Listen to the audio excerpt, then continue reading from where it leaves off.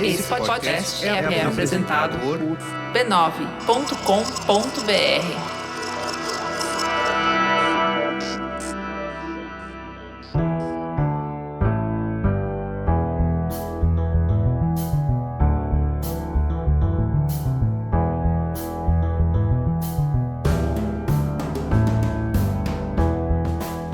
Mamileiros e mamiletes, sejam bem-vindos ao nosso espaço de troca e diálogo de peito aberto. Eu sou a Juva Lauer. Eu sou a Cris Bartes e esse é o Mamilos. Se prepara que hoje o programa tá cheio de novas perspectivas.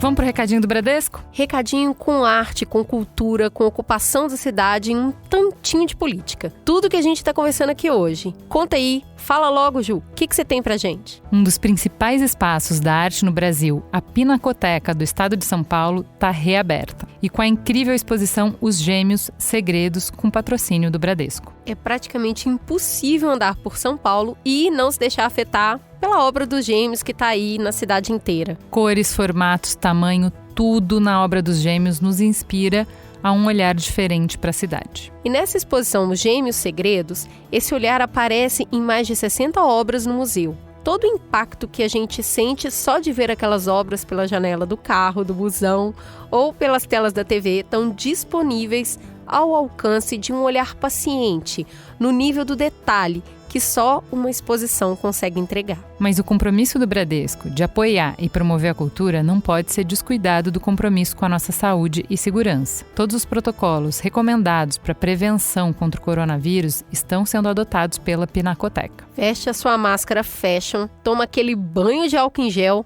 e boa exposição.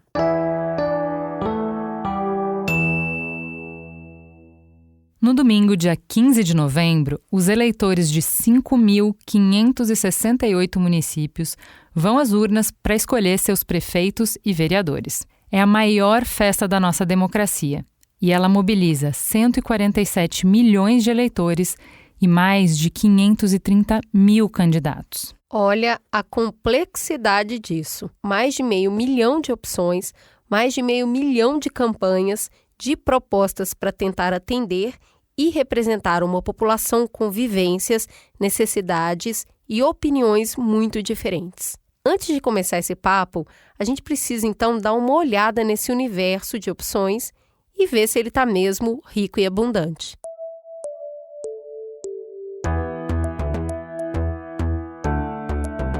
Vamos começar com o recorte de gênero. Nós somos as donas do voto, mas ainda não da voz. As mulheres detêm 52,5% dos votos, o suficiente para ganhar qualquer eleição. Mas a gente representa apenas 33% das candidaturas. E ó que esse número já é um avanço conquistado a partir da lei de cotas, que determina que 30% das candidaturas sejam femininas. Atualmente, somente 12% das prefeituras são comandadas por mulheres, segundo dados do Instituto Alziras. E apenas 3% dos municípios são governados por mulheres negras. A maior parte das prefeituras femininas está concentrada no Nordeste e no Norte, respectivamente, com 16% e 15% cada. 91% dos municípios governados por mulheres têm até 50 mil habitantes e eles correspondem a apenas 7% da população brasileira. Fazendo recorte de raça, pela primeira vez desde 2014, quando o TSE começou a compilar e divulgar esses dados,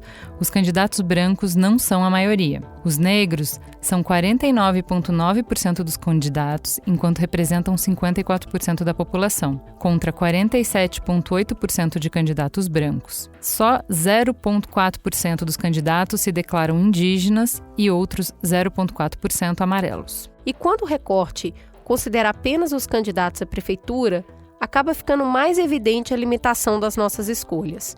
87% são homens e 63% brancos. Ou seja, os partidos usam o alto número de cadeiras e candidaturas na vereança para atrair mais público e interesse social, enquanto nas prefeituras continuam mantendo o velho perfil tradicional da política brasileira. Embora mais de 1 milhão de eleitores declarem ter alguma deficiência, a gente não tem sequer os dados de candidaturas de pessoas com deficiência. Por fim, é importante celebrar que temos 170 candidaturas de pessoas trans, utilizando o nome social nessas eleições. Essas candidaturas estão desde partidos mais à direita, como PSL e Republicanos, até os mais à esquerda, como PT, PCdoB e PSOL. Mas por que isso importa? O que está em jogo nas eleições municipais?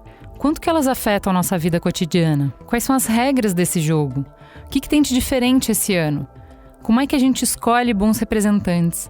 A nossa jornada hoje vai tentar responder todas essas questões. Afinal, votar para quê?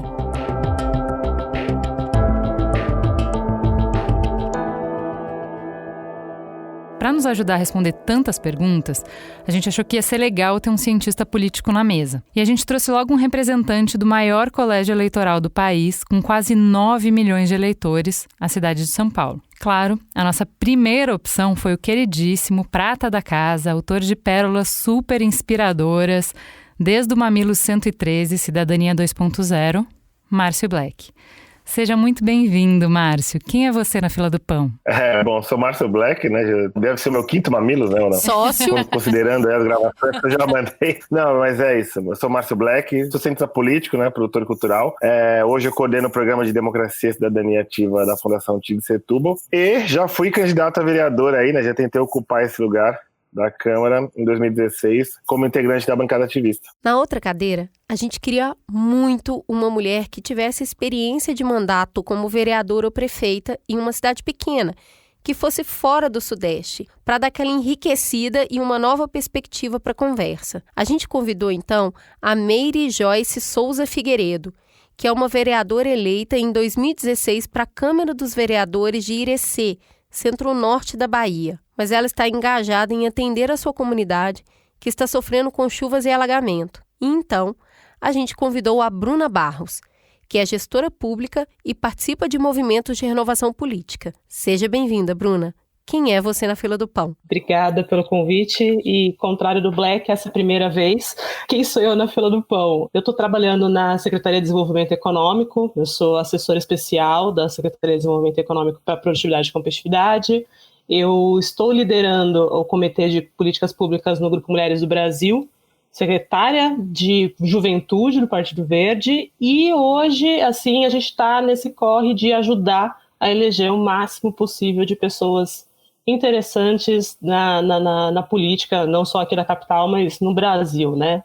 Participando de movimentos aí de Acredito, Renova, RAPS e por aí vai. Vamos começar pelo começo? O que está em jogo nessas eleições? O que exatamente faz um prefeito? Bom, como se diz, né, o prefeito é o chefe, né? Ele é o gestor da cidade. Com ele está controlando o orçamento, o planejamento financeiro, o planejamento urbano da cidade. É ele que vai cuidar de como a gente vive, de como a gente lida com a cidade, né? Desde ir ao parque, desde o transporte que a gente pega, desde a iluminação que tem na nossa rua, ele que vai gerir para que tudo funcione conforme que é a nossa expectativa, né? É interessante que o jeito que você responde tem muito a ver com o que eu entendi e o que é transparente, eu acho, mais pra gente, de prefeitura, que tem muito a ver com zeladoria. Né? Você fala do buraco da calçada, que é aqueles programas de TV e de rádio que a gente vê sempre, o buraco, a cidade tá feia, não tá iluminada, não sei o quê, e o bueiro entupiu, e a cidade alagou, e não sei o quê. Essa meio que é a nossa, um pouco, relação. Eu achei muito, muito, muito bom o Greg News sobre eleição municipal, que eles dão uma outra perspectiva do que é prefeitura. Que prefeitura impacta a maior parte dos aspectos da nossa vida. Você vai nascer muito provavelmente fazendo a maior parte do acompanhamento de gestação é feito em posto de saúde é gerido pela prefeitura. Você vai tomar as primeiras vacinas, as vacinas da infância, são tomadas no posto de saúde, que é da prefeitura. As escolas, creche e ensino fundamental tá muito na mão da prefeitura. Você vai morrer na prefeitura, que são a maior parte dos cemitérios é da prefeitura. O seu trabalho, Eu estava conversando com a Cris, embora o nível de emprego seja um planejamento nacional, que a gente vai falar política monetária, não sei o quê, mas as empresas e onde você efetivamente vai exercer o seu trabalho é do âmbito da prefeitura. O trânsito para você chegar no trabalho, o transporte público para você chegar no trabalho é o âmbito da prefeitura. Então, a maior parte da esfera da sua vida é decidida pelo planejamento, como você falou, do prefeito, certo? Exatamente. E o bacana, na verdade, é que assim, as prefeituras, muitas pessoas, hoje quando a gente fala assim, o eleitor, né? O eleitor somos nós, somos todos nós. E o eleitor, na verdade, ele não sabe exatamente o que ele cobra, para quem ele cobra. Então é muito comum a pessoa tá acusando o prefeito de alguma coisa que é do governo estadual ou de estar falando alguma coisa do governo estadual que, na verdade, é de responsabilidade da prefeitura. Então, existe uma confusão muito grande e durante as eleições, o pior que acontece é que tem muitos candidatos, né, a vereança ou a prefeito, enfim, que também se confundem no que ele pode fazer. E é por isso que a gente também está aqui nesse programa para tentar esclarecer o máximo possível das responsabilidades e calma lá com a cobrança, porque não é bem assim. Pois é, então, Black, te chamando para conversa, eu vou perguntar aqui a partir do que a gente tem lido de manchetes ao longo do ano, falando, olha, a maior parte dos estados da União, eles estão quebrados, a arrecadação está baixa. E quando arrecada não fica tanto no município. Uhum. Quais, então, são os maiores desafios enfrentados pelas prefeituras no Brasil? Como que faz para fechar uma conta que parece aí que não está fechando? A gente vive um contexto, né, de Estado, todos os entes da federação, né?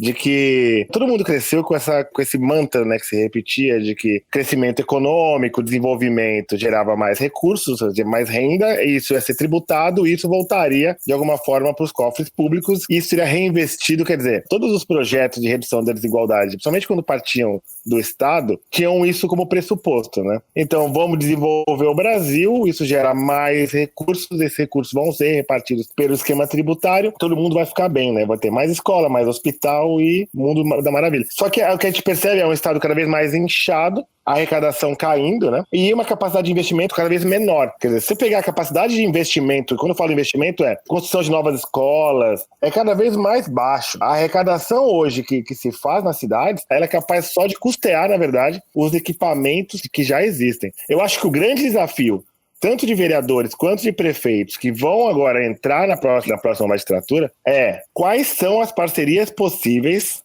que eu acho que é isso, né? Acho que o papel do prefeito, para além de legislação, para além de zeladoria e tudo mais, ele vai virar agora um grande articulador, na verdade, e captador de recursos, né? Que é olhar para um espectro maior e entender de onde pode vir os recursos, quais são as parcerias possíveis que eu posso criar, tanto com a sociedade civil do município, quanto com empresas e tudo mais, para poder otimizar os recursos que estão na cidade. Mas tem uma discussão, Márcio, que eu lembro, eu não acompanhei essa discussão na última eleição aqui que elegeu o Dória, mas na primeira eleição do Haddad, eu lembro que ele falava muito sobre isso, assim, sobre rever o Pacto Federativo, que, continuando a conversa que a gente começou, de que muito da nossa vida se resolve, se vive no âmbito municipal, a discussão que o Haddad fazia era que o município tem muitas obrigações com o cidadão e pouco recurso.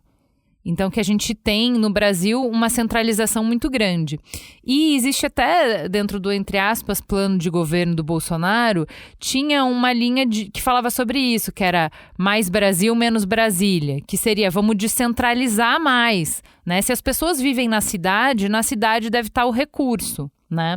E aí eu pergunto para vocês o que vocês acham dessa discussão, porque ao mesmo tempo que eu entendo quando eu vejo uma cidade ingovernável como São Paulo, que isso pode ser a solução, quando eu vejo que no Brasil tem 5.500 municípios, eu vou entender que o quê? Se eu colocar o dinheiro na ponta, eu preciso colocar todo o corpo técnico nessas pontas. Eu preciso equipar 5.500 municípios para conseguir fazer projetos, para conseguir ter transparência de contas e uma série de coisas que me parece que complexifica muito mais. Como é que vocês veem isso? Tenho só um dado interessante. Na verdade, no estado de São Paulo, no Tribunal de Contas, eles fizeram um levantamento agora no último trimestre.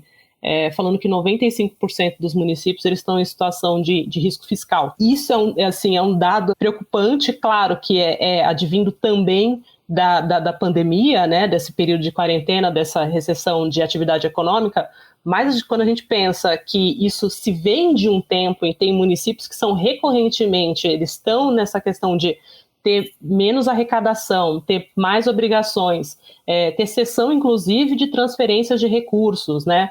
Hoje em dia você tem nos estados e até no governo federal essa questão do programa de metas, né? Que é se você cumprir isso, eu te libero aqui. Então você também tem municípios que não conseguem cumprir essas metas e acabam não conseguindo, inclusive, cumprir com o salário de servidor, entendeu? Ali público, de professor, de servidor que tá trabalhando. Então é um problema cada vez maior e vai ser um problema que a gente vai enfrentar pelo menos nos próximos 2 anos, independente de como o fluxo de caixa terminar nos municípios, a virada do próximo ano, né? E você tem aqui em São Paulo a lei orgânica que fala que você tem 90 dias para apresentar um plano de metas, né? E o plano de metas tem muito a ver com o orçamento, o quanto que você tem disponível em caixa. A questão das parcerias e de como é que você faz com que novos recursos venham para a cidade, principalmente com a quantidade de responsabilidades que o prefeito tem, é importante entender também para a gente fazer uma revisão do pacto federativo. Isso é uma proposta, e tem várias propostas no Congresso, mas é uma proposta que infelizmente não tem um líder ali que chama essa reforma para si, porque você está mexendo com estruturas, e quando você mexe um pouco com as estruturas de que quem tem o dinheiro ou quem tem o poder, você acaba realmente travando um pouco essa conversa. A Bruna já trouxe esses elementos que eu acho que é interessante. Tem a reforma do Pacto Federativo, que é fundamental, que vem de cima para baixo, né? Tem a reforma tributária também, que complementa isso aqui, né? Eu vou fazer o caminho inverso, na verdade. Existe também, da perspectiva tanto do prefeito, né, do executivo quanto do legislativo, que é como a gente pode olhar para a nossa cidade, para os recursos que São Paulo tem, e aqui eu estou falando São Paulo, não só São Paulo, né? Porque eu acho que a gente nunca olha, por exemplo, para São Paulo como essa região metropolitana que é hipercomplexa, né?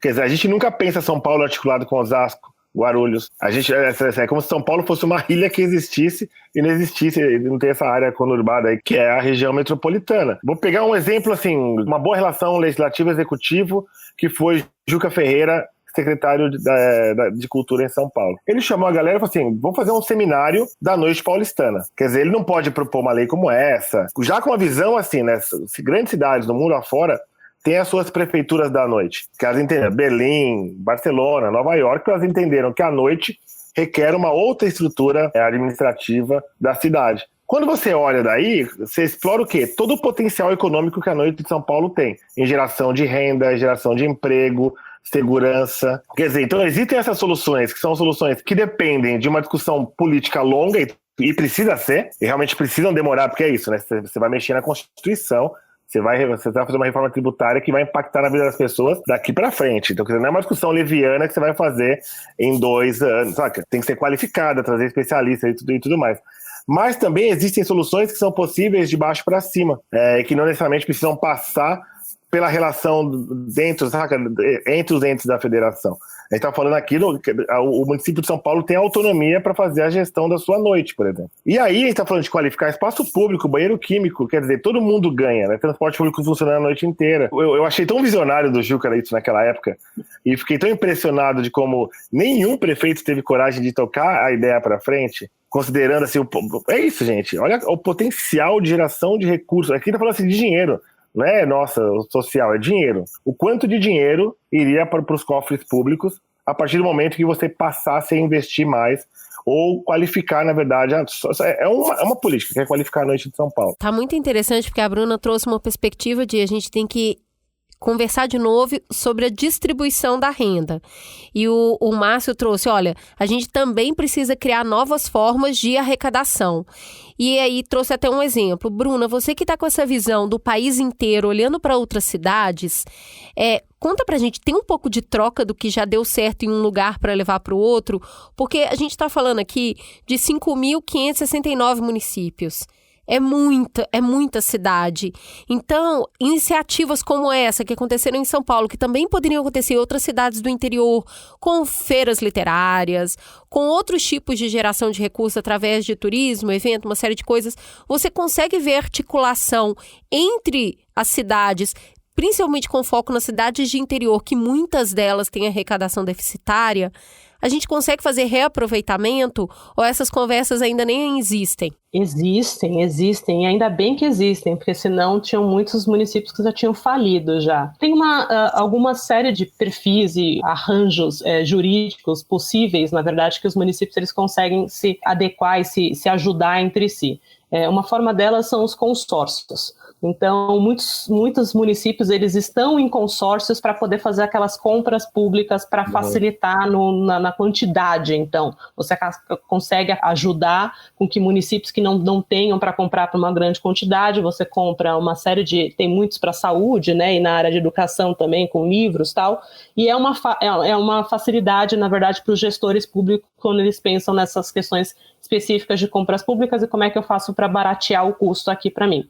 Mas também existem uma série de compartilhamento, eu acho que de cases, né? E aí são muitas redes que existem. Eu conheço, por exemplo, a RAPS, do qual inclusive eu faço parte. Existe uma troca aí entre uma série de lideranças RAPS de o que está dando certo e como é que você faz. Tem guias e cartilhas que são compartilhadas. Teve um guia agora da Covid também com as melhores práticas para se gerar, que foi compartilhado não só com os líderes, mas que é compartilhada para fora mesmo, assim, para que todo mundo tenha acesso. Tem o Instituto Arapiuí, que também faz essa gestão e formação de uma série de líderes políticos para poder também ajudar nessa gestão de orçamento, gestão de programas, de como é que você consegue lidar, não só no nível dos municípios, mas como é que os municípios conseguem também falar com as outras entidades, com outras empresas, ajudar em parcerias público-privadas. Então, uma série de itens existe. Uma questão é se essas pessoas estão dispostas a utilizar e a conhecer esse tipo de ferramenta, porque o que acontece também, e a gente fala muito do interior, ou enfim, dos rincões aí para o norte, nordeste, algumas coisas essas pessoas conhecem, agora tem outras coisas que isso nem chega para eles não têm nem ideia de que existe. E isso é uma questão ainda difícil de você continuar articulando. Como é que você consegue fazer com que isso seja divulgado em massa, seja contribuído em massa, para que todo mundo tenha acesso e que todos os municípios consigam efetivamente gerir de forma adequada não só os seus recursos, mas atingir os cidadãos da melhor forma possível. Pensando nessa complexidade toda, que é o escopo de atuação do município é muito grande, o quanto a gente direciona de recurso é insuficiente, por um lado, por outro lado, que a gente nem chegou a tocar aqui, existe uma complexidade administrativa muito grande para o município acessar o recurso público, né? Para que esse dinheiro volte para o município, ele tem que seguir uma série de protocolos que muitas vezes, porque a administração municipal em municípios menores não é tão sofisticada, eles não sabem. E aí o caso mais clássico é em época de enchente, eu lembro na época da Dilma, acho que no governo Dilma I, que deu aquelas enchentes em Santa Catarina, uma parte muito grande, muito representativa do dinheiro que estava separado para alívio dessas cidades nunca foi acessada porque elas não preencheram os protocolos para receber, para acessar o dinheiro. Então estavam lá reclamando que não recebiam o dinheiro estava disponibilizado e não é que eles não mandaram, é porque eles não sabiam preencher todos os protocolos, não sabiam quais eram os caminhos para acessar essa grana. Esse é um exemplo, acontece direto.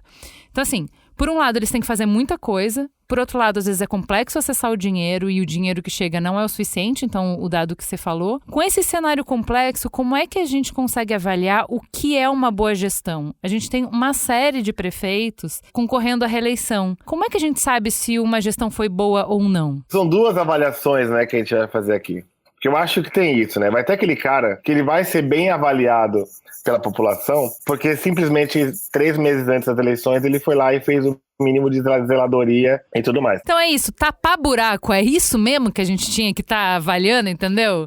Não, é exatamente isso que você tá falando, né? Tipo, você começa a ver obra no meio, assim, você tá ali numa crise sanitária, numa pandemia, e de repente você vê todas as calçadas quebradas. Você fala, já não tem espaço público qualificado. As pessoas já não conseguem mais circular direito. Você vai quebrar calçada no meio da pandemia?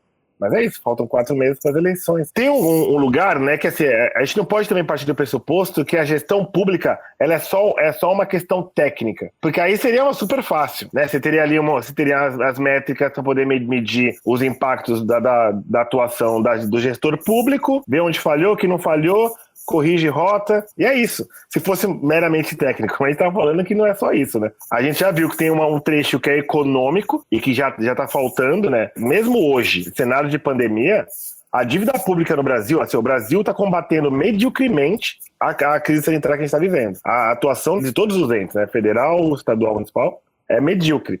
Mesmo assim, a dívida pública subiu lá em cima. Imagina em que condições esses próximos mandatos vão assumir. Aqui, nesse momento, um bom gestor é o cara que vai dialogar, assim, independente do espectro ideológico e político no qual ele está, ele entende que ele vai ter que dialogar com as cidades que estão em volta. É isso que a Bruna trouxe.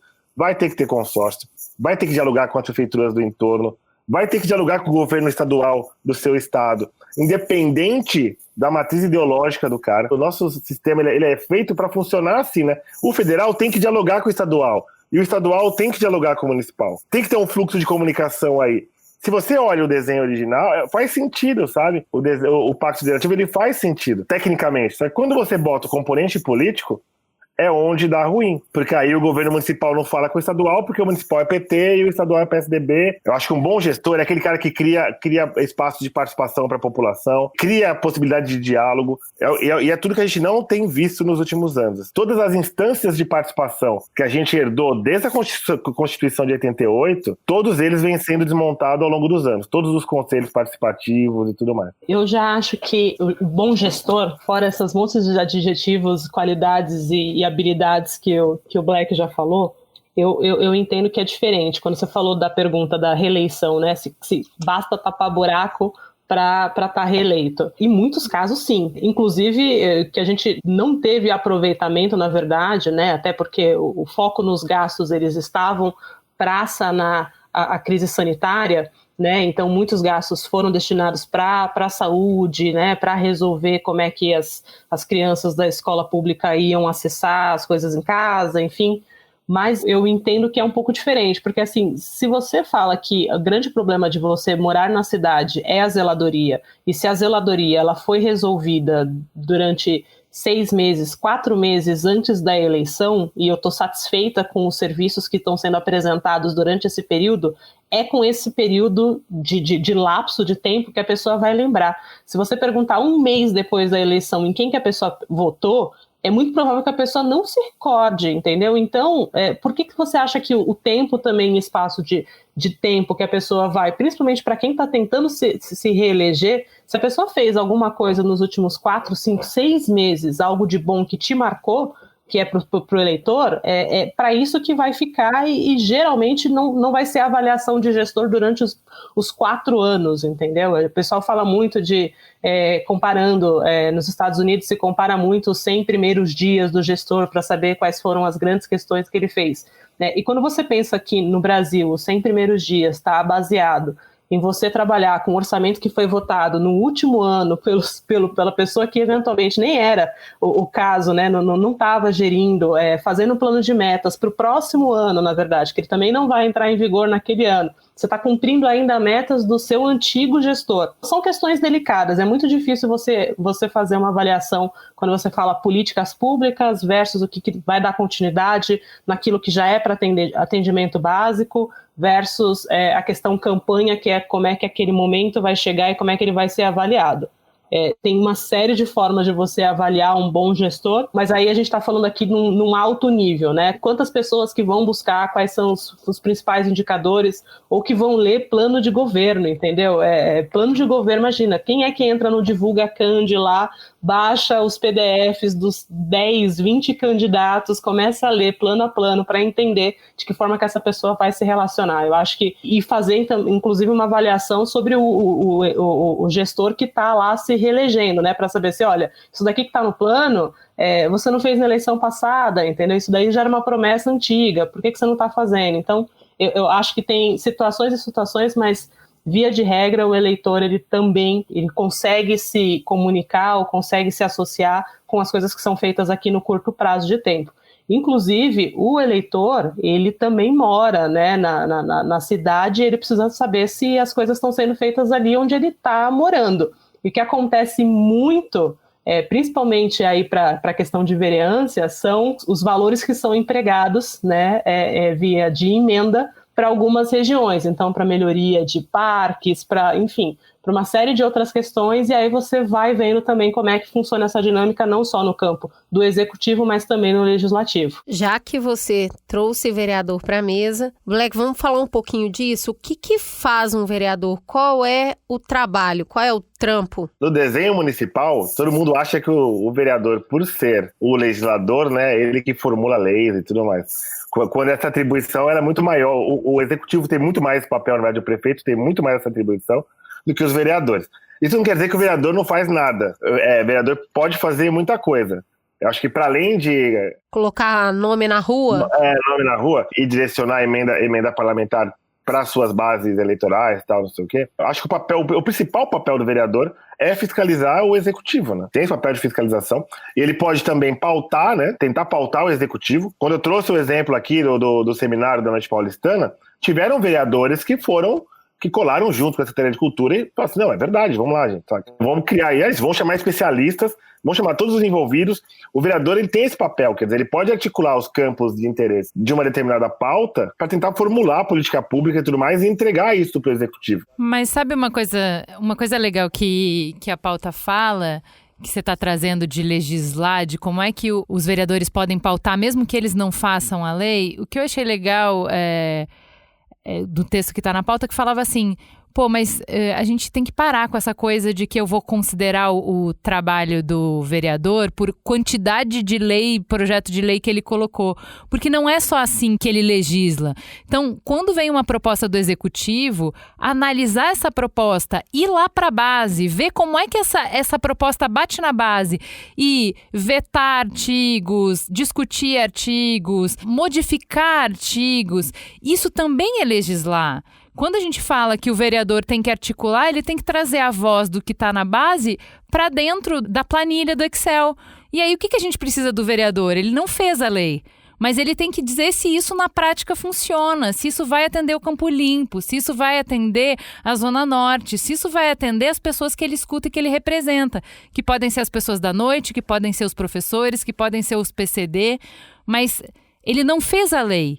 Mas como a lei precisa passar por ele para ser aprovada, ele legisla quando ele representa as pessoas da cidade na hora de deixar a lei passar ou não. O principal instrumento que ele tem é a audiência pública. O que a parte econômica tem para trazer para uma determinada lei, né? O que a população tem para alocar de valor dentro de uma determinada lei. E é isso, e quais são os interesses políticos também em torno daquela lei. O vereador tem um papel aí de justamente isso que você falou, Ju, de articular todos esses campos, né? Porque no final das contas vai bater nele lá para votar, entendeu? Porque o executivo também não tem essa capacidade, não, vou baixar uma lei. Não, isso passa pela Câmara também. E é tão importante, principalmente no nosso sistema multipartidário, né?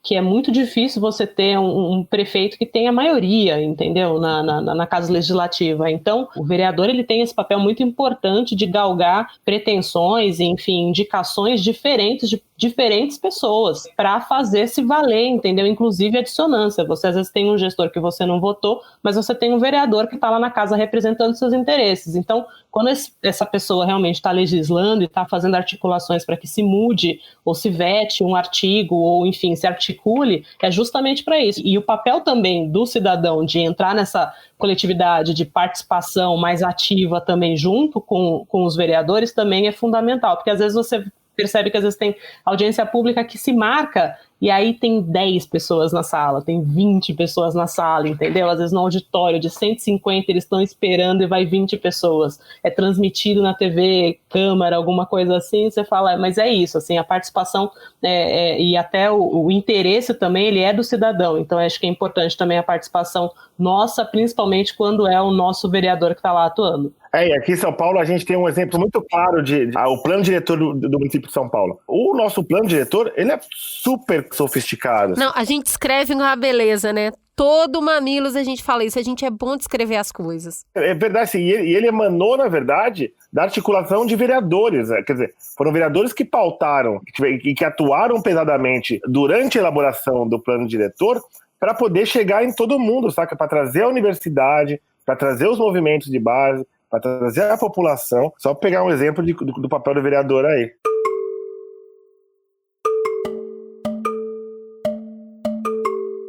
E para a gente trazer mais robustez ainda para exemplo, a gente vai ouvir aqui um áudio do primeiro vereador indígena da cidade de Feliz Natal, que fica a 500 quilômetros de Cuiabá.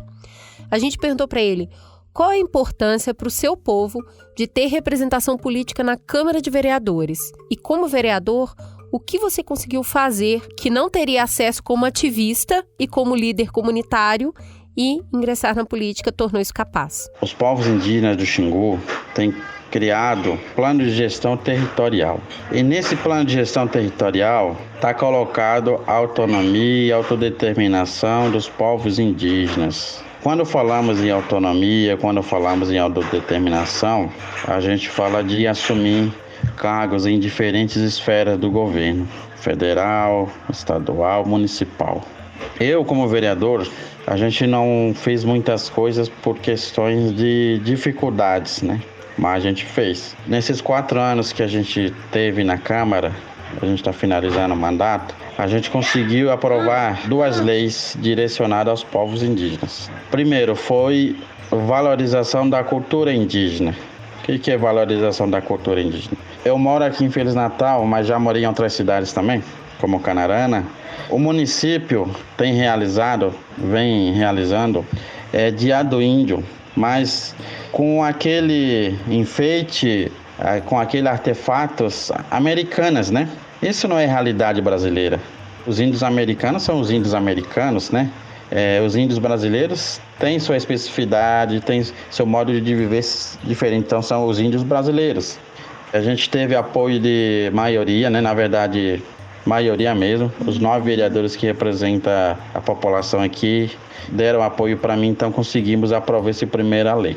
Chama Valorização da Cultura Indígena. Mas no projeto vai estar escrito Semana Indígena, na qual vai dar oportunidade para as populações indígenas mostrarem aqui no município de Feliz Natal sua alimentação típica, apresentação cultural, esporte tradicional e entre outras, né? E exposição de artesanato. Então, a lei, ela garante isso, que as populações indígenas tenham acesso ao município para trazer o conhecimento das comunidades para o mundo ocidental.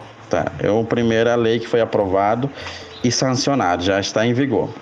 A segunda lei é a aplicação do recurso oriundo do ICMS ecológico. É uma lei que direciona recurso, né, direciona o gasto de recurso com a preservação permanente ou terras indígenas.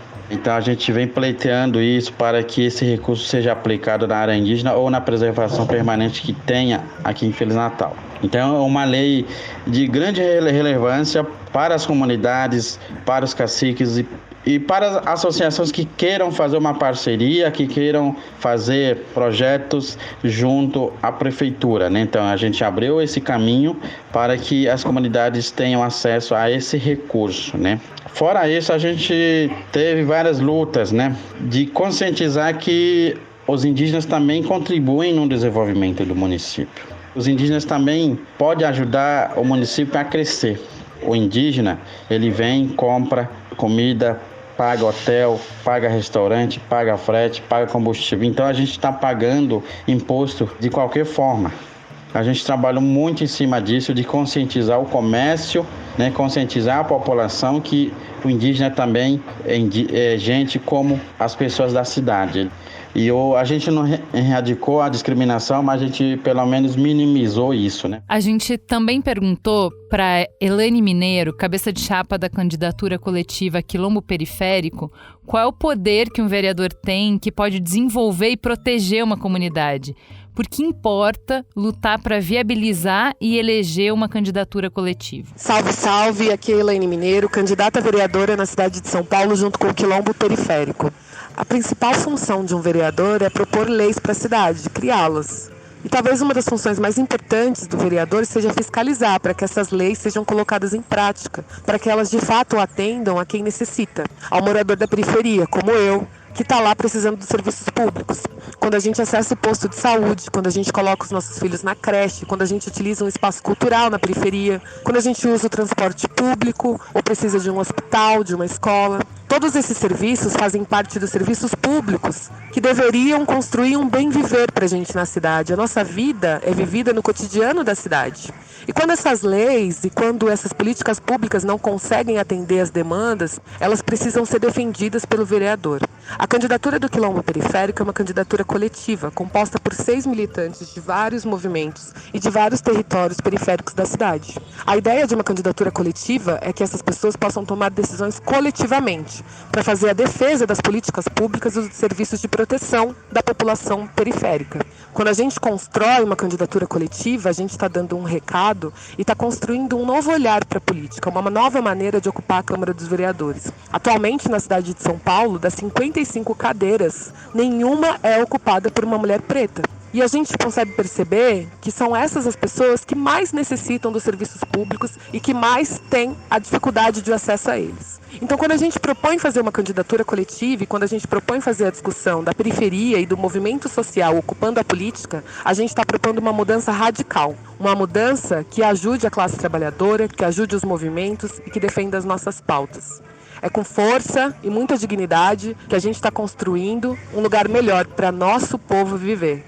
Salve, salve, Quilombo Periférico, por uma São Paulo sem racismo. E para Thelma Santos, a ex-prefeita de Santos e candidata a vereadora, a gente perguntou qual a importância das mulheres ocuparem cargos políticos. Aqui na Baixada Santista, né, eu moro em Santos, são 8 mulheres vereadoras, portanto, na região, menos de 8%, somos 9 cidades.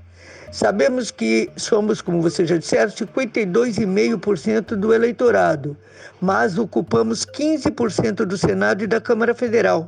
Números absolutos, 77 deputadas federais para 513 cadeiras e 12 senadoras apenas para os 81 eleitos no Senado. 14% das câmaras municipais. Vereadores são 57.814, 60 mil em números redondos, sendo que as mulheres são 8.441, menos de 10 mil. 12% dos prefeitos e prefeitas, que são homens, 4.898, números redondos, 5 mil, e mulheres, apenas 641. Uma governadora entre os 26 estados e o Distrito Federal, exatamente a do Rio Grande do Norte, é a Fátima Bezerra do meu partido. E ministras são 9%, enquanto a média mundial de ministras no mundo é de 20,7%. E, finalmente, 55 das prefeituras têm 40% de secretárias mulheres. Isso significa que nós temos que fazer uma verdadeira revolução e aproveitar essa oportunidade. Por quê? Eu não falo isso porque eu ouvi dizer, eu falo isso por experiência própria. Eu já fui prefeita, deputada estadual, deputada federal, 3 vezes cada uma, 3 vezes vereadora e 1 vez prefeita. E sei o que significa o olhar da mulher à frente de um poder legislativo, com toda certeza, executivo ainda mais por termos o poder da caneta e das decisões. Isso significa ter uma profunda conexão com uma sensibilidade muito diferenciada. Não é melhor nem pior que os homens, mas é diferenciada e com uma experiência que vem de dentro da casa, da maternidade e principalmente do feminino que temos em nós. Nós temos o cuidado com o detalhe. Vamos falar de uma maneira particular que a gente, quando precisa fazer uma drenagem, uma tubulação de esgoto, a gente termina a obra, vê se tem asfalto, ou a gente vê se é um jardim e vê a flor. Portanto, a gente faz uma obra completa. Esse olhar da sensibilidade que vê as questões relativas às crianças, relativas às mulheres, relativa principalmente à maneira de sobreviver com mais dignidade e delicadeza, isso nós temos com toda certeza. Eu posso dizer que a gente realmente sabe fazer o comando de uma maneira absolutamente equilibrada e integrada. Nós sabemos o que significa ver o detalhe, porque nós temos sofrido a opressão durante os tempos em que vivemos, e ainda por questões culturais e, por que não dizer, políticas. Por nós apresentarmos uma verdadeira revolução, eu entendo que nós temos que ocupar esse espaço. Nós temos que trazer este olhar mais delicado e mais completo e mais integrador para o mapa da política e para o mapa das realizações, para que as sociedades sejam melhores, para que elas sejam mais integradas, para que elas sejam mais civilizadas, democráticas e, principalmente, com equilíbrio de respeito entre homens e, principalmente, nós mulheres. Agora que a gente entendeu um pouco do que está em jogo, a gente precisa entender quais as regras para jogar esse jogo. E aí, Juliana? Para entender isso, a gente chamou o queridíssimo Bruno Natal, jornalista e apresentador do podcast que a gente adora, o Resumido, para nos explicar um pouquinho quais são as regras gerais, o que mudou esse ano. Vem daí, Bruno. As eleições municipais do dia 15 de novembro para prefeito e vereador já vão acontecer sob as reformas eleitorais da lei sancionada em 2019. Entre várias mudanças, a que tem mais impacto e chama mais atenção é o fim das coligações proporcionais, que são aí a união de diferentes partidos durante a disputa de cargos proporcionais, como vereador, deputado federal, eleitoral e distrital. Mas o que isso quer dizer na prática? A resposta curta é que os partidos menores perdem a força porque não vão mais poder pegar carona na estrutura de partidos maiores. Todo mundo fala que a eleição nos Estados Unidos é complicada, mas a nossa aqui no Brasil também tem as suas confusões. E a maior delas, e que é menos entendida, é a questão do quociente eleitoral. Nas eleições de cargos majoritários é mole entender. Quem tiver mais voto ganha. Já nos cargos proporcionais a conta complica. Para determinar quem vai ser eleito, você precisa seguir uma equação que calcula a soma dos votos obtidos por todos os vereadores concorrendo por um partido, mais os votos conseguidos pela legenda, que é quando o eleitor vota num partido em vez de um candidato, e aí esse total é utilizado para determinar o número de vagas que cada partido vai ter direito. O resultado é o quociente eleitoral e a ideia é equilibrar proporcionalmente a distribuição dessas vagas.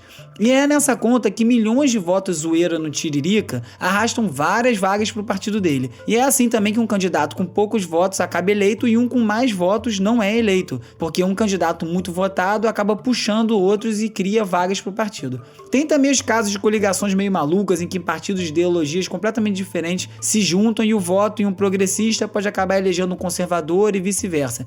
Nas eleições desse ano, a equação continua igual, mas no caso dos vereadores não vai ser mais permitido essas coligações, o que, como ponto positivo, pode diminuir essas distorções. Ou seja, cada partido vai por conta própria, sem poder somar seus votos para melhorar o quociente eleitoral de todos os envolvidos numa coligação. Por outro lado, com essa mudança, candidatos de partidos menores vão ter menos chance e os eleitos vão acabar concentrados nos grandes partidos de sempre. E também pode ser que isso leve aí à fusão de vários partidos menores com ideias parecidas. Esse tipo de união vai continuar sendo válida para cargos majoritários de prefeito, senador, governador e presidente. A campanha esse ano precisa seguir as regras do teto de gastos para propaganda eleitoral. O valor é calculado em cima do teto da eleição anterior, no caso 2016, acrescido do Índice de Preços ao Consumidor Amplo, IPCA, nesse período, que foi de 13,9%.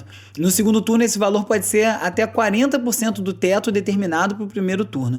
Entre esses gastos estão contratação direta e indireta de pessoal, materiais impressos, propaganda em qualquer meio, aluguel de espaço para atos, transporte, além de correspondência e qualquer tipo de ação de marketing. Quem desrespeitar o teto paga uma multa equivalente a 100% desse gasto extra, ou seja, quem tem dinheiro pode gastar mais, correndo risco de responder por abuso de poder mais à frente. É a escolha que o candidato vai fazer. Entre as novas regras estão o número de candidatos, comissões provisórias e cláusula de barreira. Antigamente, cada coligação podia concorrer com o dobro de candidatos do número de vagas, ou seja, você podia lançar 2 candidatos por vaga.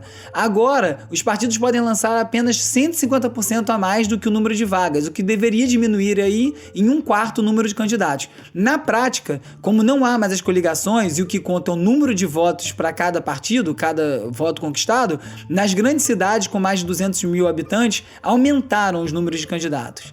As comissões provisórias também deixam de existir e todos os partidos têm que ter um diretório municipal constituído para promover as convenções partidárias para selecionar os pré-candidatos. Além disso, a cláusula de barreira mudou as regras da divisão do fundo partidário e do cálculo de tempo para propaganda eleitoral. Agora esse cálculo vai ser feito a partir do desempenho do partido, que tem que obter pelo menos 1,5% do total de votos válidos em ao menos 9 estados, com pelo menos 1% em cada estado, para poder ter acesso ao fundo. Isso dificulta as coisas aí para os partidos nanicos, que muitas vezes são criados só para abocanhar recurso público, mas por outro lado atrapalha também o trabalho de partidos pequenos que estão fazendo um trabalho sério. Então, para entender qual é o impacto dessas mudanças na regra do jogo, a gente trouxe a Esther Solano, doutora em Ciências Sociais pela Universidade de Madrid e professora de Relações Internacionais da Universidade Federal de São Paulo. É verdade que a gente tem mudanças legislativas muito importantes.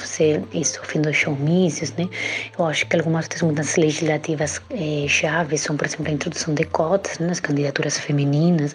Agora a gente, nessa nova eleição municipal de 2020, uma outra mudança eleitoral fundamental, que é a introdução de cotas para pessoas negras. Isso é absolutamente prioritário num país estruturalmente racista como o Brasil. Então nós temos marcos legais que são importantíssimos, porque a legislação eleitoral ela é base de um processo eleitoral limpo, né, acessível e democrático, mas o mais importante de tudo para mim não são as mudanças eleitorais no âmbito legal, são mudanças eleitorais no âmbito educativo primeiro, e eu acho que isso aí falta muito investimento ainda, uma educação político-eleitoral importante, essa politização cotidiana das escolas, dos âmbitos de formação, e uma fiscalização muito maior do que acontece no período eleitoral, porque a gente tem inúmeros relatos de práticas, por exemplo, de compra-venda de voto em regiões periféricas do interior, em populações menores, né, com ausência total de fiscalização, infelizmente acontece. Ou, por exemplo, a gente sabe também de inúmeros casos de candidaturas laranjas femininas de alguns partidos que simplesmente procuram buscar a cota, né, em termos formais, mas que depois não procuram que aquilo aconteça em termos reais, né. Então eu sempre digo que muito bem-vindas mudanças eleitorais, como por exemplo isso agora de cotas para negros, mas sempre tem que ver vindas de duas questões. Eu acho que uma potência muito maior na educação político-eleitoral dos nossos jovens e adultos, e o partido político sempre tem que ser também o motor desse tipo de mudança eleitoral, porque o partido político sempre tem que ser a engrenagem que mova a democracia, tanto interna dele como externa. Então eu acho que em paralelo a essa educação em política, cidadania eleitoral dos jovens e adultos, a gente tem que ter também um esforço interno de democratização dos partidos políticos e, digamos, de saneamento, né, de oxigenação das próprias processos internos dos partidos, que muitas vezes carecem também.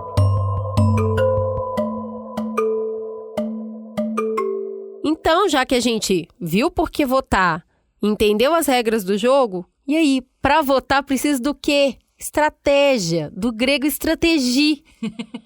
Como é que a gente vai finalmente escolher alguém?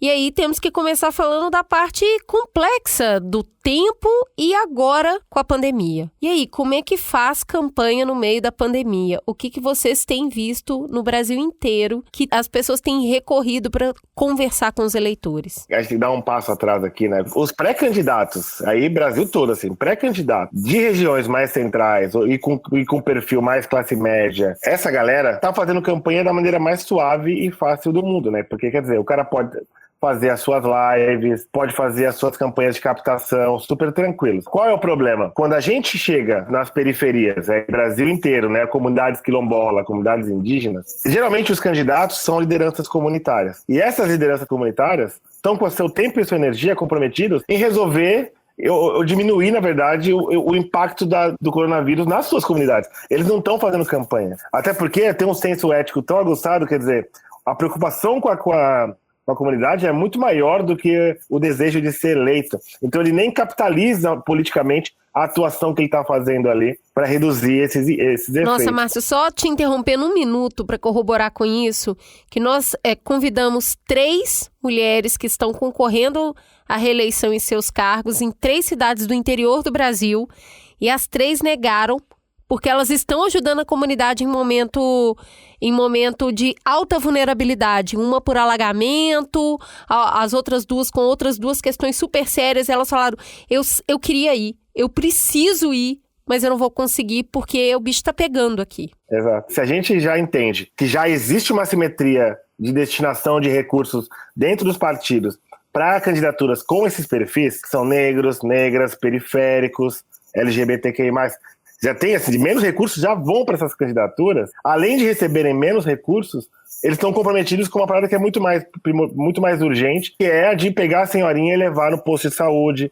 que é de conseguir cesta básica pra galera, saca? Ao mesmo tempo, eu tenho visto muitas iniciativas hiper bonitas de, assim, como campanhas coletivas e tudo mais, com boas chances de serem eleitas. Acho que vai ter muita gente que vai se eleger, tenho esperança nisso, né? Sem isso, a gente não conseguiria acordar de manhã e sair pra trabalhar. Ao mesmo tempo que eu tenho algumas dúvidas em relação a essa galera que não conseguiu fazer campanha. E na minha cabeça, para manter a esperança aqui em cima, é assim, uma galera vai se eleger, tenho fé nisso, e muito mais teria se eleito se não fosse coronavírus. A gente pode pegar assim, ó, desde as estratégias, a galera em Recife, que já elegeu as juntas, né, que é o mandato lá, triparte, na Assembleia de Pernambuco, e que agora estão super fortes ali na campanha no município. A gente tem, né, a Áurea Carolina virando agora em BH, as candidaturas das muitas estão super bonitas, do Pente, o Wesley no Rio de Janeiro, pelo amor de Deus, o que é a campanha desse menino, sabe? A Thaís Ferreira. Então, o que acontece? Eu acho que numa situação hiper crítica,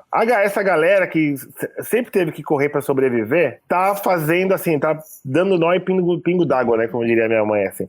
Eles estão sendo super criativos nas campanhas, estão lançando mão de estratégias que normalmente as pessoas não lançam.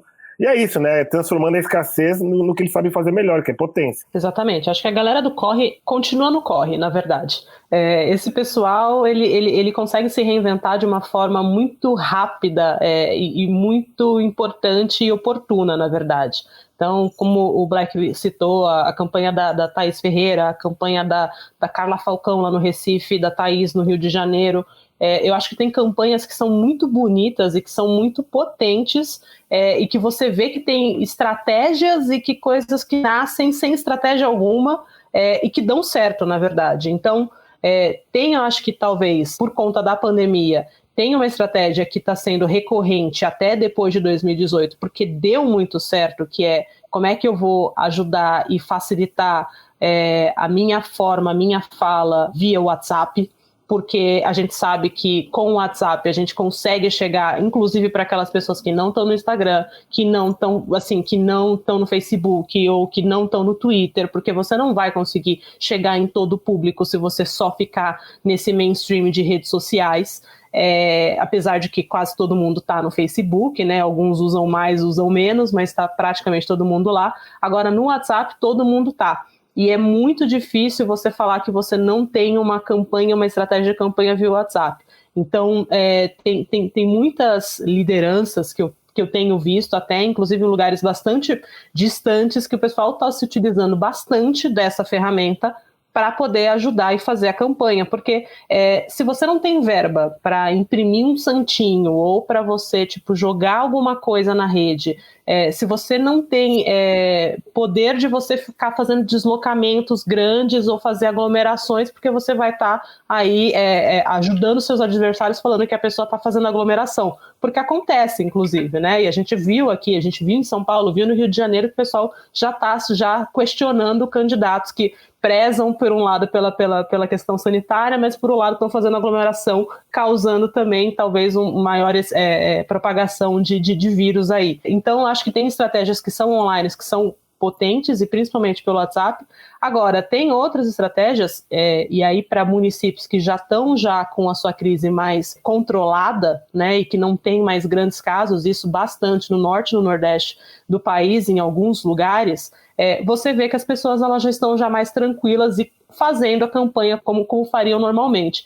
E o engraçado, na verdade, é que, se eu não me engano, tem 117 municípios que só tem um candidato a prefeito aqui no Brasil, que é surreal. Então essa pessoa não precisa nem fazer campanha, porque basicamente ela já ganhou.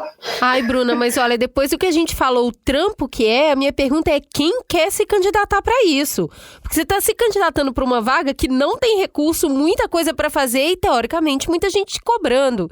Então, eu acho que até uma pergunta interessante que a gente tem que se fazer, que é: por que alguém se interessa por esse cargo? Por que alguém quer fazer isso? Afinal, o que a pessoa deseja promover? Porque não é fácil o que precisa ser feito. Se quiser fazer com seriedade, com compromisso, o papel do prefeito é muito difícil, muito mesmo. E o do vereador precisa ser muito presente. Senão não vai rolar. o trabalho. Então, quem está se propondo a isso, está pegando esse cargo para quê? Esse trabalho difícil desse jeito.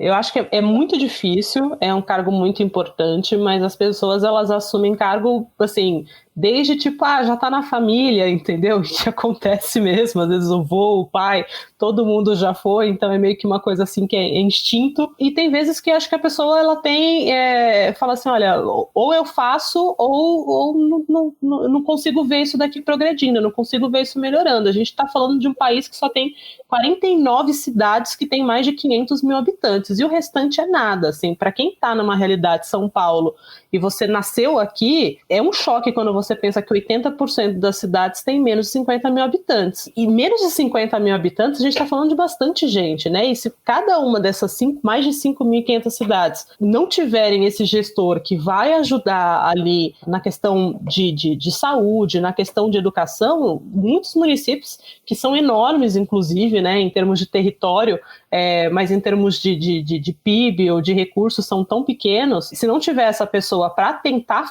gerir alguma coisa, você aí acaba perdendo parte do território. E quando o Estado não atua, alguém está atuando. E isso é uma outra questão que acho que é bastante importante destacar. O papel do prefeito, o papel do vereador, o papel do subsecretário, o papel do subprefeito, o papel de todo mundo que está dentro dessa máquina que a gente fala que chama governo, né? Que chama município, ela é importante, mas para todos os servidores é importante você estar ocupando e fazendo política pública. Se você não tiver, alguém vai estar fazendo, seja a sociedade civil, seja coisas mais ruins ali para o outro lado. Bruna trouxe esse lance que eu acho que é importante marcar essa posição, né?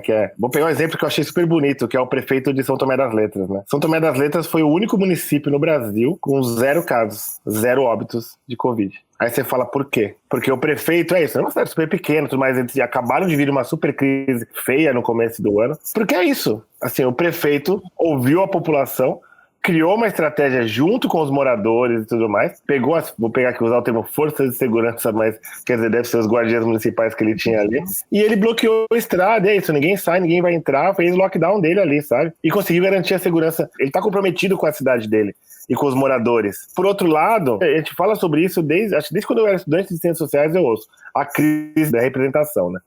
A democracia representativa está em crise porque a classe política descolou da base do eleitorado e tudo mais.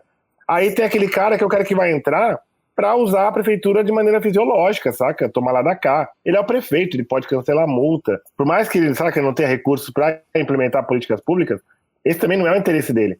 O interesse dele é estar num papel de poder a partir do qual ele possa negociar politicamente outros benefícios para a galera. Eu acho que o nosso segredo agora é como que a gente substitui. A gente quer mais prefeitos como o de São Tomé das Letras, sabe? Mas olha que estrada complicada que a gente tem para chegar nisso.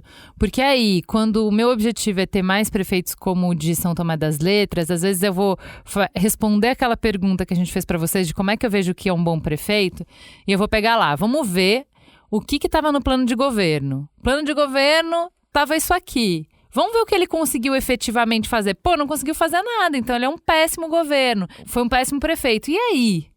Promessa eleitoral é compromisso? Eu posso fazer esse depara de uma forma tão direta? As pessoas têm interesses diferentes, né? Cada pessoa tem um interesse mais aguçado em alguma coisa. Geralmente está atrelado entre segurança pública, saúde, educação, mobilidade.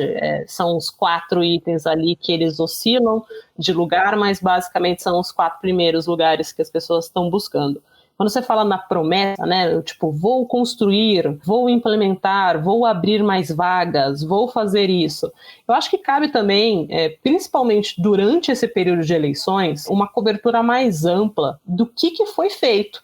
Porque é muito fácil você falar que o eleitor não vota bem, mas você também não dá instrumentos para que ele saiba o que a pessoa efetivamente fez na gestão dessa pessoa. Para mim, que estou dentro da máquina, entendeu? E ficando apurando, meta, a gente controla, a gente sabe, entendeu? Inclusive, isso é importante. Todo gestor gosta de ter alguma narrativa importante na sua SECOM para dar de informação de que ele concluiu uma promessa de campanha, entendeu? E ele faz, ele vai jogar em cima sempre que possível. Então, assim, se ele gosta de fazer isso toda vez que ele cumpriu alguma coisa, ele faz a narrativa, então acho que cabe também a outros instrumentos aí da imprensa de fazer uma apuração mais adequada. E, inclusive, por exemplo, quando você coloca campanhas que estão acontecendo agora, São Paulo, Rio de Janeiro, com pessoas que já foram prefeitos, pessoas que estão tentando se reeleger, pessoas que foram prefeitas, inclusive, em outras cidades, mas estão se reelegendo agora na capital. Você sabe o que essas pessoas fizeram quando elas eram gestoras. Quais foram as metas que foram cumpridas, quais são as metas que não foram cumpridas, o que ele disse em 2018, o que ele está dizendo agora. Você consegue fazer esse nível de comparação.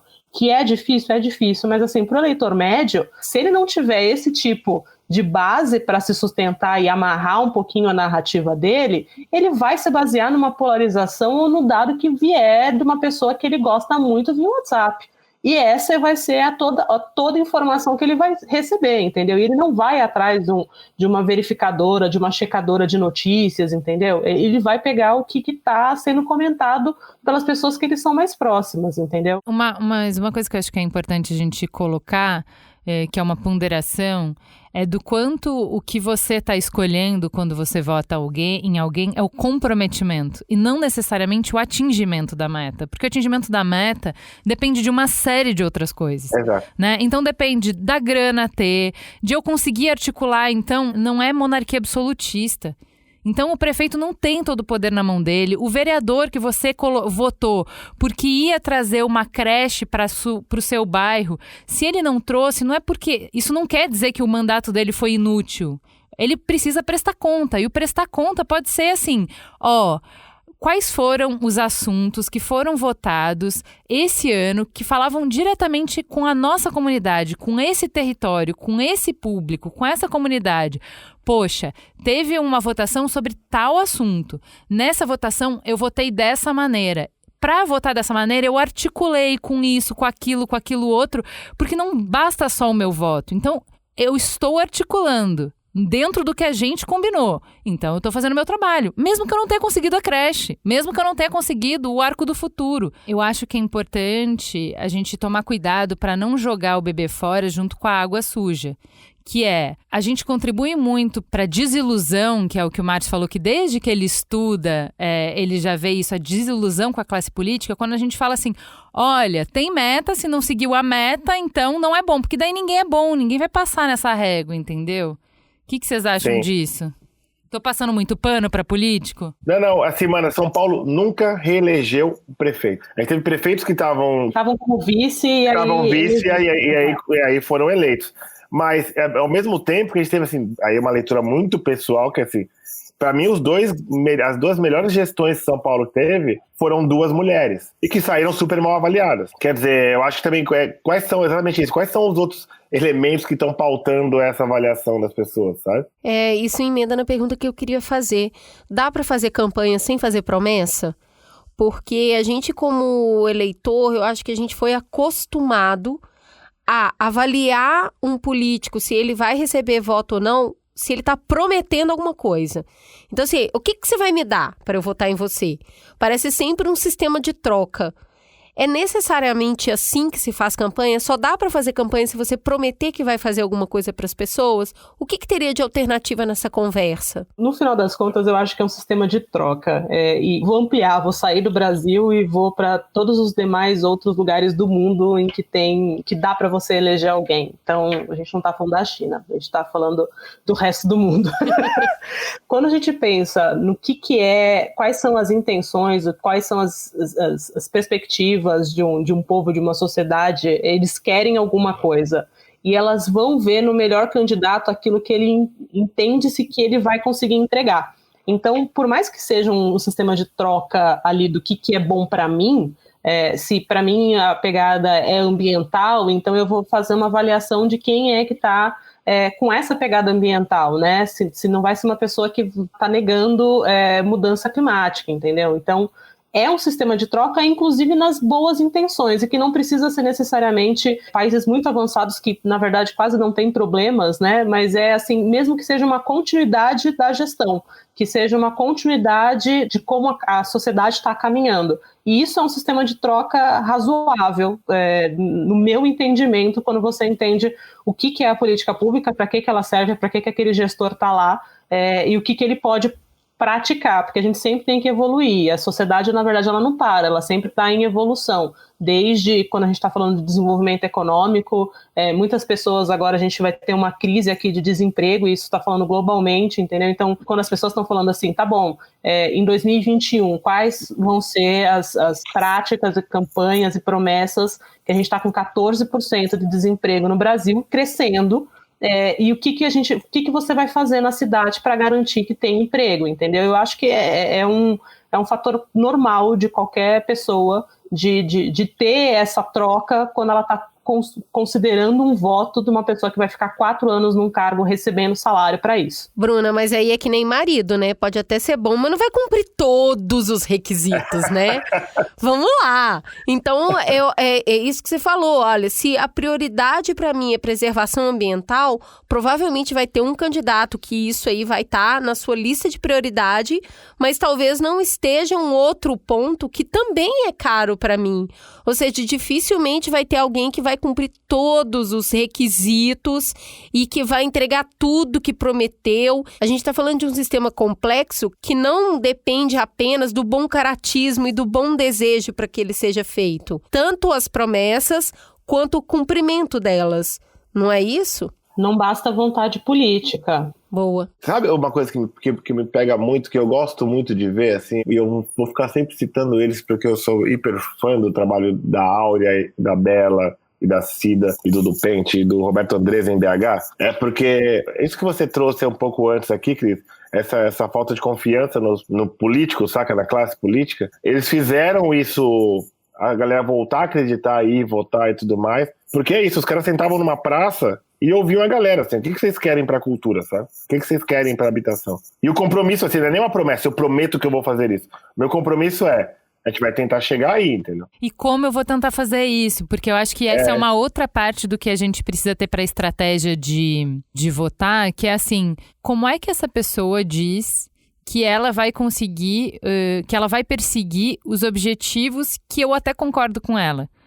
Porque assim, a essência do trabalho é a articulação.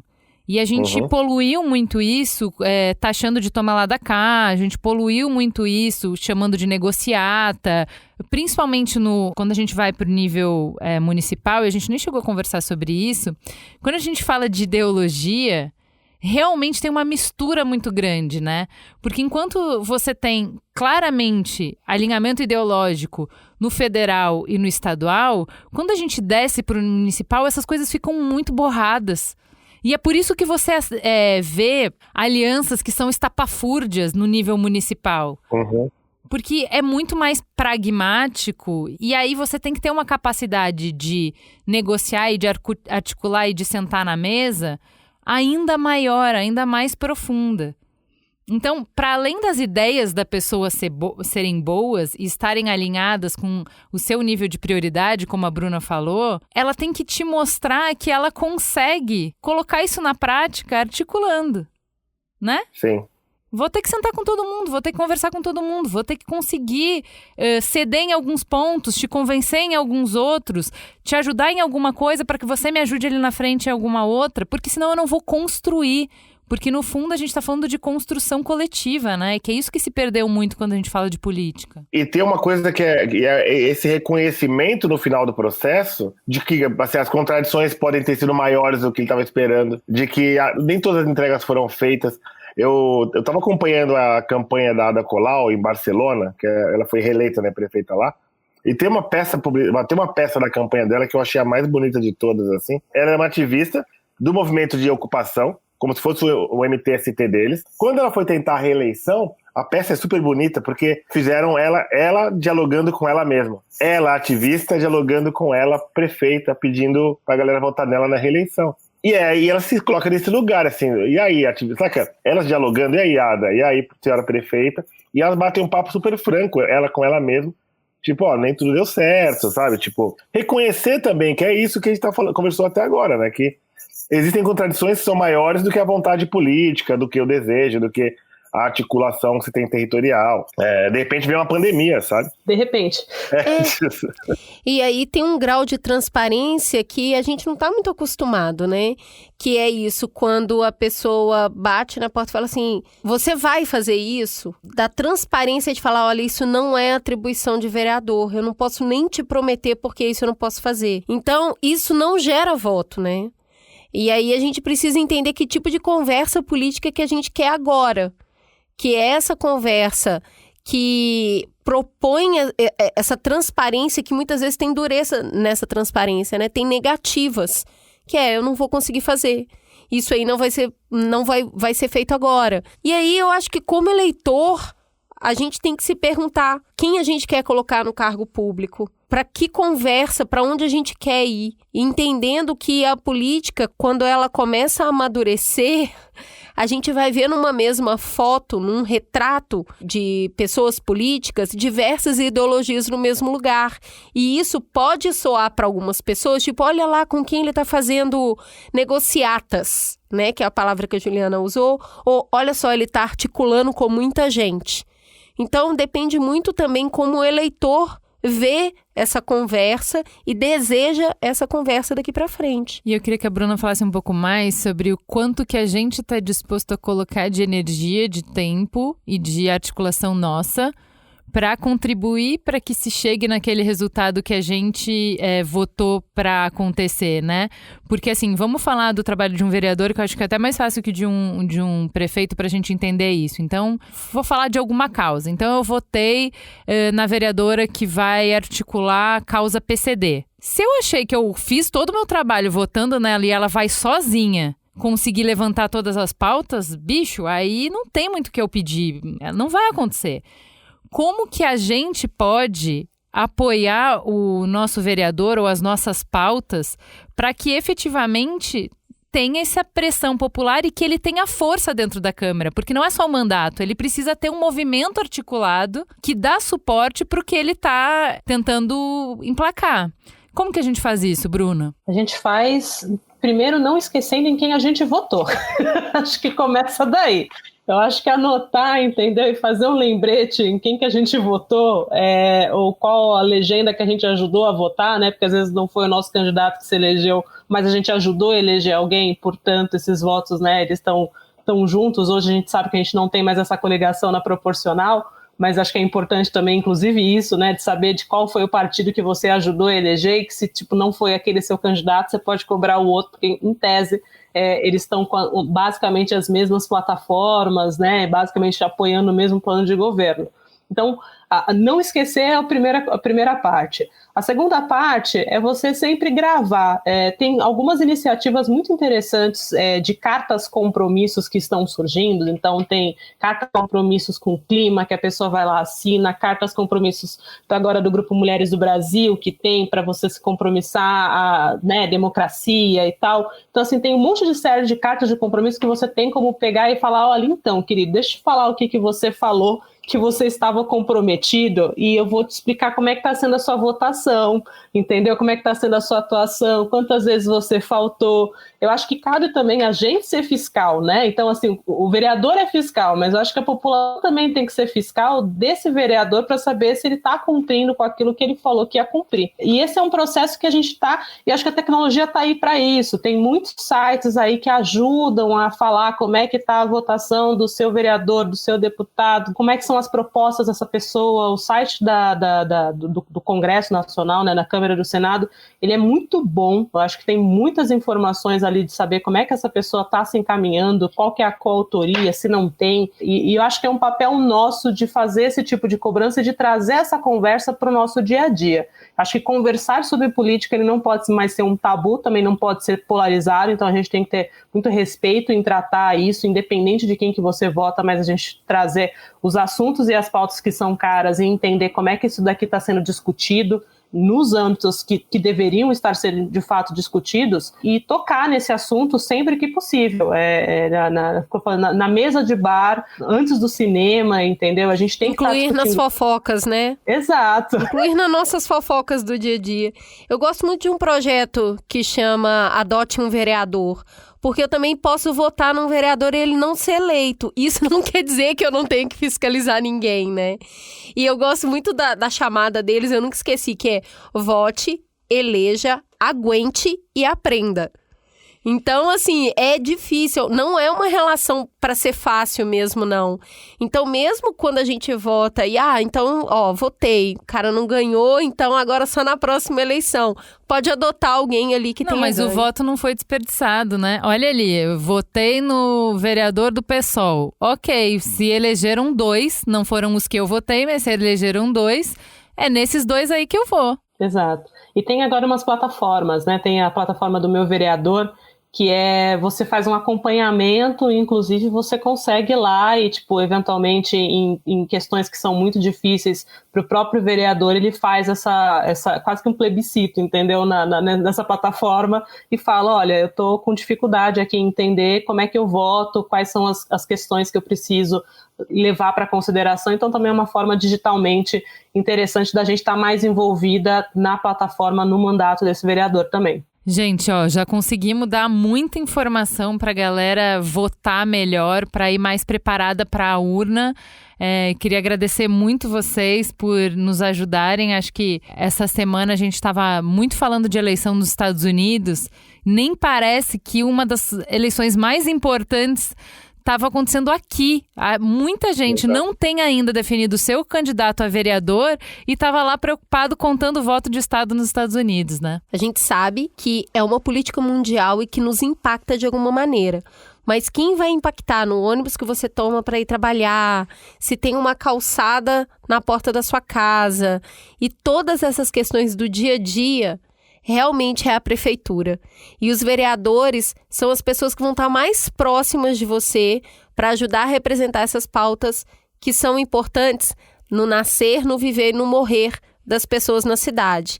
Tomar essa cidade significa participar dessa política.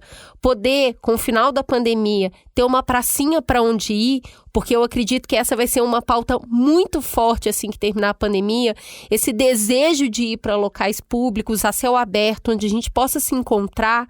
Então, assim, tem tanta coisa importante na cidade. A chamada no Mamilos é essa semana. Gente, vem para cá, vamos descer agora, vamos conversar sobre o que impacta a gente no dia a dia. Vamos incluir essa fofoca na nossa lista de fofoca do dia a dia. E aí, o que seu vereador anda fazendo? Me conte. E a gente espera ter ajudado aí com a presença da Bruna e com o Márcio pra gente aprender um pouquinho mais como fazer isso melhor. Obrigada, gente. E aí, Juliana, era muita pauta para pouco tempo. O que ficou para você desse programa? Eu primeiro começo recomendando assistir ao Greg News sobre eleições municipais. Acho que eles fizeram uma construção muito bonita de por que isso é importante e o final, como eles terminam. Eu acho que é o que eu penso muito e que a gente acabou não falando no programa, que é as eleições municipais são uma oportunidade que a gente tem de ter escolhas mais ricas. A política ela vai afunilando e quando a gente chega no nível nacional, a gente tem aquela sensação de que são sempre as mesmas figurinhas, de que eu não vou fazer muita diferença, de que eu tô escolhendo entre coisas muito iguais, sabe? Eu acho que no nível municipal a gente tá mais próximo, a gente consegue atuar mais, a gente consegue se envolver mais. É muito difícil mudar um transatlântico, né? É mais fácil você ter impacto numa cidade do que conseguir ter impacto no país, no estado. Então, se a gente vê tanta coisa que a gente não concorda no âmbito nacional, para mim, as eleições municipais são as mais inspiradoras. Uhum. Começa pequeno, começa onde você alcança, sabe? Tem algumas coisas que eu pensei nesse programa e enquanto a gente conversava sobre eleições municipais, ficava mais claro para mim que eu faço parte dessa estrutura em outros âmbitos da minha vida. Então, eu moro em prédio. Então, tem um síndico, que é o prefeito, né? Tem um conselho administrativo, que são os vereadores, e tem os moradores. Tem um monte de gente que participa disso na escola, porque tem o diretor, tem um conselho na escola, e aí tem os pais e os alunos. Ou até na empresa, porque tem um diretor, tem gerentes e tem os funcionários.